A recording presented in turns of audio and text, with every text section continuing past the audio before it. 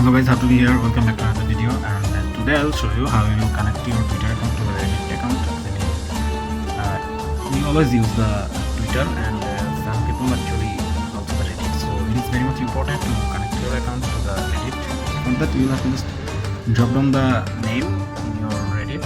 It is how to be here, and you will just find the settings. In the settings section, you will just have to scroll down and connect the account, and there are also other connecting account like connect to Apple, connect to Google, but we will just choose the Reddit account, Twitter account, and in that case you actually have to log in with the Twitter account to the browser, and as I'm using the Chrome browser, you must have to use the login before connect the Twitter. So make sure you already log in with the Twitter, so then you will just follow the process like as I did in Twitter, in Reddit, and you can easily connect the account.